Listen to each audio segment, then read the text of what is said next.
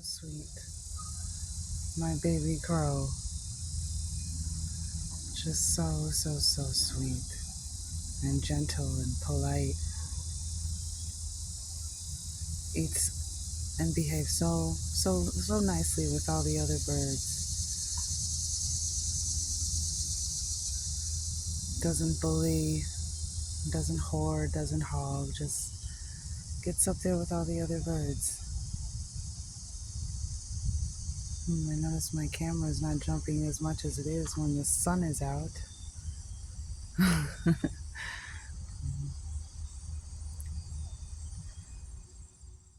First messenger after I received ancestor, visitor, spirit guide contact. So the crow, there was crows the last few weeks. I've noticed like just a couple in the sky, like far away, not anywhere near my yard. I just heard them calling. And after I received my contact, the next day when I came outside, there was the baby, and I had seen the two baby crows in my yard, but they were at this little fountain, this little dish I put out under the maple tree, 44 seconds on the clock. Ancient record keeper here, 444, angelic realm. I have received, as I would and should, the first of the handings downs is of ancient, in this record keeper, this is the divine blueprint. This is your divine blueprint, and there's a library, there's books of shelves behind. So there's there's Akashic records. There's also some musical notes up in here. A lot of you have messages in a song. They're very hard to see, but musical notes. But I do, as well as you all. We have been getting 1 minute 33 seconds on the clock. The ancient library, ancient keys, being handed down, something Capricorns and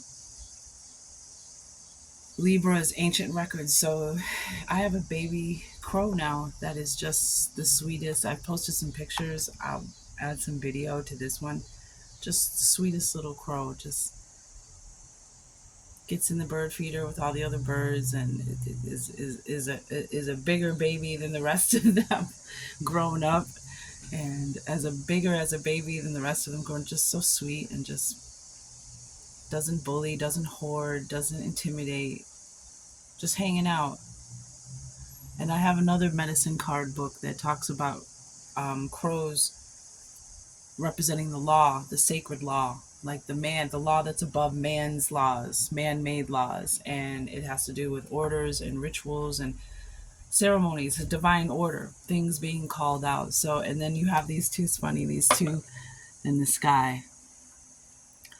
And the crow is magic, renewal, transformation, magic, abundance.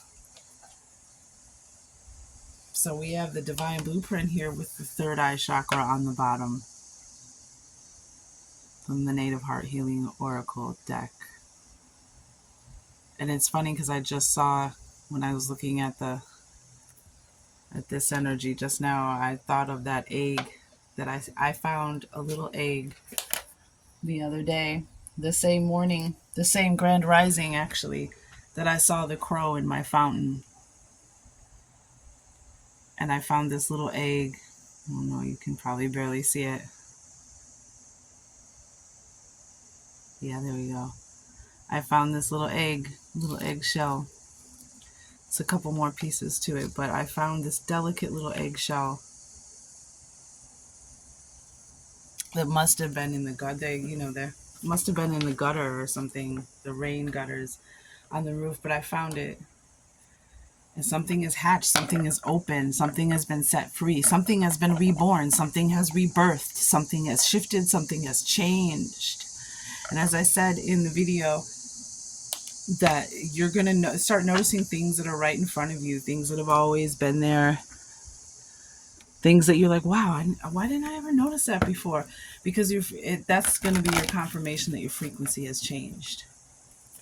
So the crow also represents a shapeshifter, shape shifting your reality, being in more than one place at a time, like by location. Also, there was a lot. I may do something from the medicine cards. We'll see what Spirit says. But again, here's the 3, the 6, and 3 and 6 is 9. 3, 6, 9, like life patterns. Something, the 3 and the 6 and the 9 has been. So the crow in my medicine book was 24, which is 6. I saw it on the grand rising of the 15th last Friday, which was also a 6. Lots of 6 energy, divine timing. I've been saying growth and development. Yeah, we're growing and developing, and we're meeting divine timing at our growing, like we're intersecting with divine timing because we're growing. Like that divine timeline was always there. We just had to grow enough to see it, to reach it. We've really done some amazing work. Some really amazing work, and we are changing things. So third eye chakra, some things, you see this seed being let out.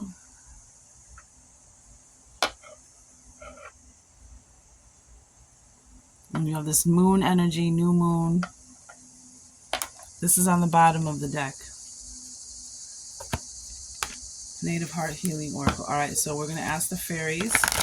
Talk to us, fairies. What do we need to know? Yep, self-reliance.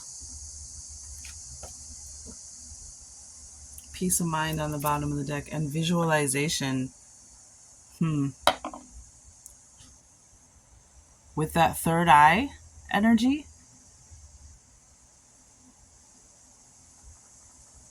And I don't feel like this needs a whole lot of explanation. I feel like you're in tune enough. As we go further, I'll add any messages that I get. But there's this glow of self-reliance. Not depending on being able to rely on self and also being able to help others.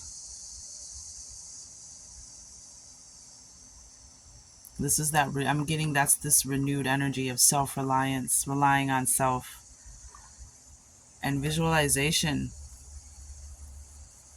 And I love this card because there's like a little secret stairway that comes up here.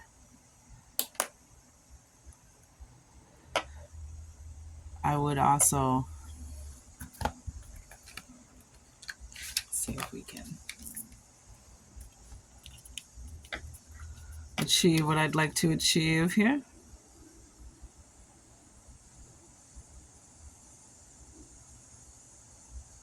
Uh-oh, that's the wrong one. That's why. Hold on. Stay with me.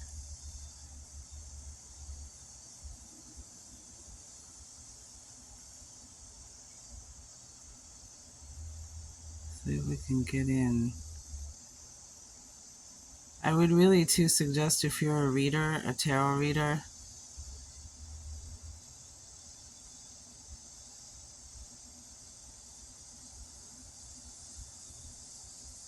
looking at your cards now through a microscope, not a microscope, a magnifying glass. I was absolutely blown away by what I saw, what I discovered in my cards by just taking a magnifying glass. Okay. There's lots of glare. All right, I'll get it right. I'll get it right so that I can show you.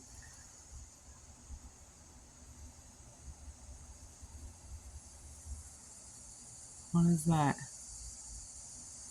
Yep, a little flower. Okay. I'll work on that later. Definitely works much better in person, but visualizing with the third eye chakra here, and that's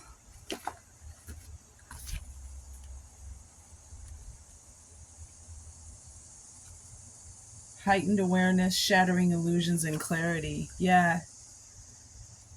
Shattering illusions. I did a whole reading, a 15-minute, like not even a reading, I'm sorry, a video about the crow and what's coming, and it's heightened senses, shattering illusions, and clarity. And this is the clarity of knowing. All right, so self-reliance and visualization. Let's get a tarot card. Peace of mind is on the bottom of the deck.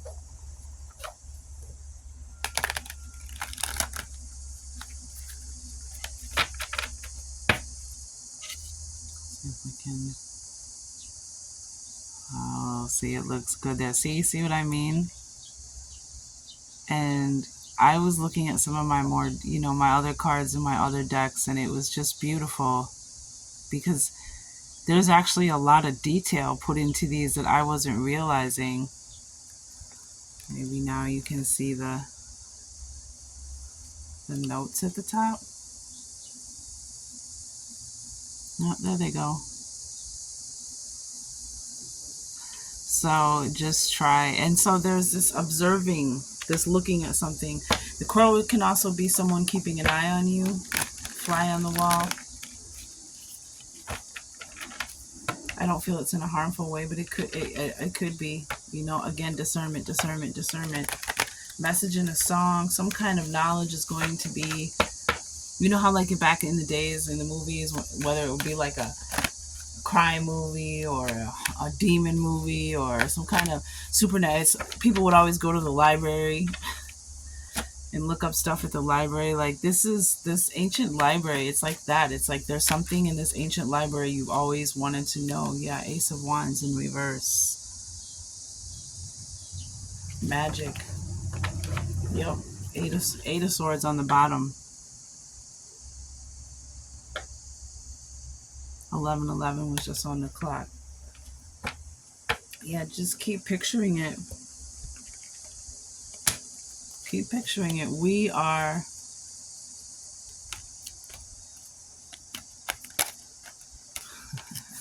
ancestor contact. Go with the flow. Just go with the flow. Ancestor contact. Some of you, this 222 on the bottom of the deck, the sign. Also road trip. Some of you could be on a road trip and the crow is gonna be your messenger, or you're going on a road trip, something, but go with the flow of energy. Ancestor contact. Ace of Wands in reverse. Your magic wand, your power, your magic, this transformation through your own medicine, your own magic, self-reliance.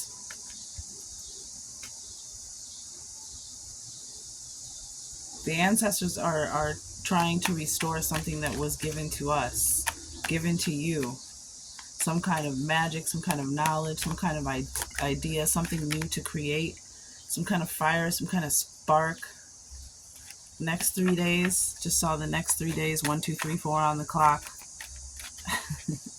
You will see a sign or hear some news, or, the keys call you when you need them the most. Sunshine. Yeah. That sunshine, that light, a lot of power, a lot of energy, a lot of positivity. Sunshine, the keys call you when you need them the most. And some of these keys have been in the starlight that's been coming, and it's our magic, it's our power, it's being a mighty, made in the image of the creator, mighty creators and creatrixes. Magic, that's the magic wand, the Ace of Wands. The key calls you when you need it the most. And it's time. Like I said, we got the sign. We got 222. More 6 energy. Speak your mind. Speak your mind keeps coming out with the hex in the voodoo card. The spell work. Like something has been done. Whether it was a hex, a voodoo, a curse, or if it was just somebody said something to look. Gratitude is in the same color energies as this Ace of Wands. This is your gift. This is your power. This is your light. This is your strength. It's in this ancient library. And when crow's around, it's pay attention. When you come in contact with the crow, pay attention to your dream. Because I definitely had Those 2 days, that Friday and Saturday, were quite intense. And the spiritual realm is going to be very bold, and they're going to be very brave. They're asking the same of you, to just discernment, discernment, discernment. But we're ready for the next revealing. We're ready for the next revelation. That's why so many of you got the realization card with the keyhole unlocked. A whole new, like I said, when you start noticing stuff around you, but yeah, that's when you know, that's confirmation. Stuff that's been right in front of you. That's your confirmation. But yeah, the speak your mind. Somebody has got your voice shut down. Somehow, somewhere throughout your timeline, somebody has your voice shut down, and you speaking our mind. And we know that crows speak. This little crow is so quiet. Such a, I mean, just a gentle, sweet, pure energy I get from it. But let's see, what does it say? Like the raven with which it is often synonymous, the crow wields powerful magic. And we got the magic wand. In Native American myths, the crow restores order to the heavens because he carries sacred law. He represents law. And right before when I saw the crow, the baby crow, I heard that song, Nas, As We Enter, by Nas and Damian Marley. And they say, something, we be Jamrock, the lyrical official, something Jamrock, lyrical officials, send out the orders, laws and the rituals. And then I looked it up in the book, and that's what crow represents, law. So before I even looked it up, I was already getting something about sending out the orders, the laws, the rituals, the message, the signs, the ancient records, the record keeper. Libra, your reading is very important. The records that you hold that are in your DNA, locked safely away within you, because you were entrusted to carry these frequencies, these codes, these records that have been with. Yeah, you might want to listen to that reading, your last reading, Libra. A Sioux belief links the crow to abundance and prosperity. Yeah, you're all going to start seeing the signs. Things are going to start showing up, appearing, and it's going to ramp up. It's going to be subtle, and then it's going to be, life is like a literal dream, like a movie. Like, you're going to be like, what the French toast is going on? One legend tells of a white crow that warns the buffalo every time hunters approach. This leads to hunger and starvation, and the crow is eventually captured by the hunters and thrown into a fire. But it escapes before being completely burned. Being only blackened by the flames, black becomes its permanent color. As the crow flees, it promises never to warn the buffalo of approaching hunters again. The crow is thus a kind of phoenix that rises from the ashes, symbolizing renewal, transformation, and the promise of abundance. So the crow is represent the transformation. You have risen. You have been resurrected. The transformation. And it's, again, it starts very subtle, like just feeling a certain way, attracting certain stuff. But we have this like self-reliance here with the crow. We have winged creatures. Like, this is the opposite of the freedom of flight or breaking free or letting go. This is restriction, stagnation. This is the need for liberation. And it's all about what you're visualizing, right? We got that third eye chakra. And we have visualization here, and then we have the Eight of Swords, where she's blindfolded. She's blinded to something. She's not seeing something. Or maybe this is something that you can't see. It's not about what you can see with your eyes. It's about what's happening in your third eye. What you're visualizing in your third eye. What messages are being sent to your third eye. But self-reliance, with that abundance and that prosperity, yep.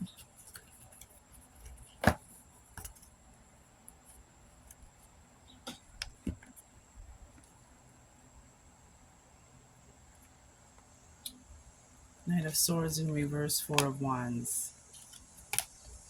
Yeah, that Knight of Swords, whatever coral medicine is going to show to you, to reveal to you.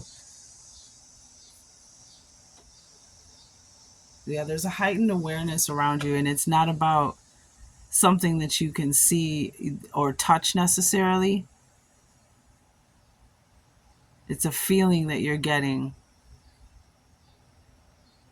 This Eight of Swords could even be just codependency, dependence on others, dependent on others financially, dependent on others in like a codependent kind of relationship dynamic.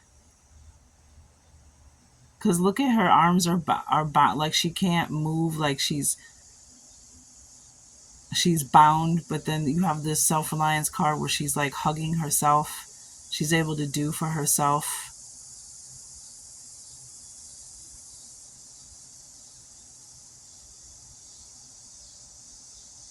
And that starts with seeing something, because the Knight is that some type of information or record frequency. Again, ancestor contact, back to the divine blueprint.